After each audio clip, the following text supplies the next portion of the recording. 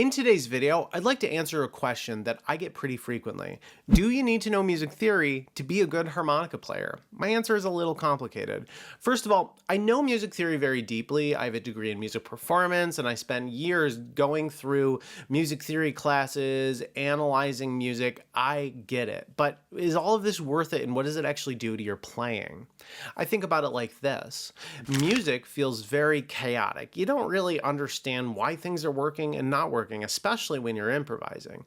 Music theory is a way of organizing all of that chaos and giving you a template on things that work and things that don't work, so you understand what you should play at various moments and what you should avoid. It also gives you the understanding of different connections that you can make. So here's an example. In second position, in the key of G on a C harmonica, we have a couple different scales. And so one of the scales that we often don't play because it uses an overblow, but I'm going to start with this, is the full major scale. In the full major scale, every note has a number without any variations, like 1, 2, 3, 4, 5, 6, 7, 1. Okay, that's the full major scale in second position. It does require an overblow. Now, you might watch a YouTube video and it'll teach you the major pentatonic, okay, like this. Well, that's great, and that uses the scale degrees 1, 2, 3, we skip 4, then we have 5, 6, and then we skip 7, and then we go back to 1, okay? So understanding music theory gives you the perspective that, oh, the major pentatonic scale is just part of the full major scale, and it's different because when you take those two notes out, you can use those notes much more freely, and it's a little bit easier. It has a very specific flavor of its own. And so knowing that allows you to swap between the different flavors that you want while you're improvising to get different effects. This also is important because your chords are essentially different scale degrees stacked on top of each other. So like a G major chord has the scale degrees 1, 3, and 5. Okay, so if you are playing a note over that chord, if you play the same note as a note in the chord, a 1, a 3, or a 5, then it's going to harmonize and it's going to create a sense of stability. Now, if you play a different note that's not in the chord, you're not going to harmonize, and instead you're creating tension. So you can understand this, and it will inform you on what notes are going to sound good at different times. And there's also some special notes that have some different functions, like scale degree 7, which is also known as the leading tone. When you know all this, it gives you a better idea of what you should be playing. If you want to learn more about scale degrees and get the full list of all the different scale degrees per scale, go check out my free scale cheat sheet. It will tell you all of the notes of the scales, which will help you organize your playing as you understand what notes sound good together. And on that sheet, I list the scale degrees as well as the tabs, so you can compare the different scales and see how they are both similar and different from one another. You can find the link for that down below in the description, totally free. Next, there's chord theory, which explains how chords interact together. This gives you some important answers as to why some chords in some moments of a song will feel climactic and other chords don't have that feeling. It explains what chords work together in a group.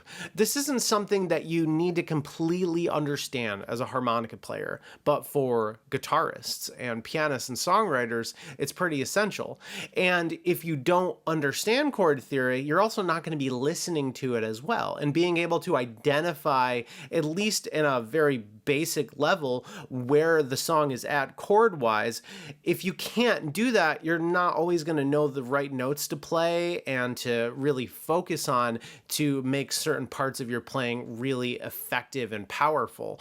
As an example, if the music is on a 5 chord, so like if we're in the key of, we'll say C major, first position, when the music goes to a G major chord, which is the 5 chord in that key, you want to focus on some notes to really bring more impact to that, like focusing on scale degree 7, the leading tone, or the note B. Okay, so it gives you ideas on what notes work with the different chords once you understand how the chords function. And then we have different ways of explaining the various spacing between notes and the sounds that going from one note to another note makes. And these are called intervals. So intervals explain that sound when you're going from one note to the next. There's a lot of stuff to learn here. It's not so overwhelming that you can't approach it, but it is complicated. I mean, music theory is kind of like math at a basic level. Now, if you learn theory, it lets you make more informed choices when you play, which is relatively important, especially when you're improvising. In my experience, it gives you a certain sense of what notes would sound good together, which you could also get that experience just by learning particular scales, but it also gives you an idea of what scales work in different contexts.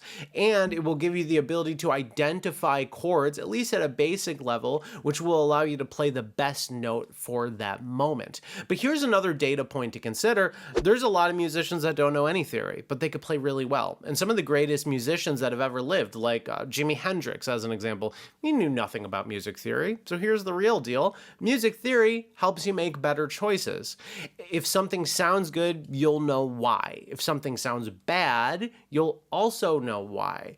Also, understanding music theory well enough will get you away from playing the really basic stuff that a lot of people figure out. Like if you're playing the blues, but you start all of your notes on the root note, okay? Like let's say you're playing a blues in G, but you start all of your phrases that you play on two draw when over the G chord. When you understand theory, you understand, oh, I can start on the 2 draw or the 3 draw or the 4 draw or the 2 whole step draw bend or some other note. It gives you an idea on how that all functions.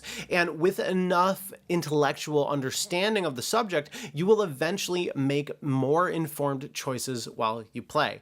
That being said, intellectually understanding it does not replace playing experience.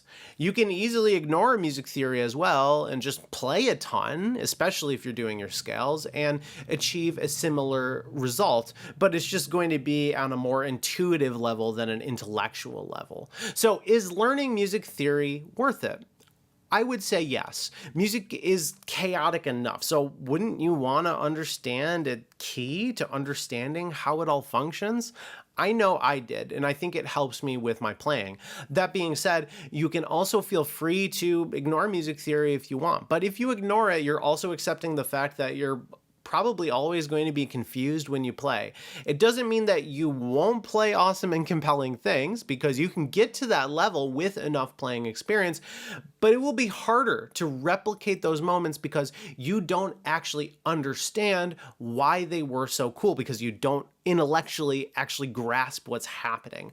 Also, when you want to communicate with other musicians, understanding a certain level of music theory makes communication a lot easier. So my take is that music theory is worth learning, but just know that understanding theory to a deep level won't necessarily make you a better player.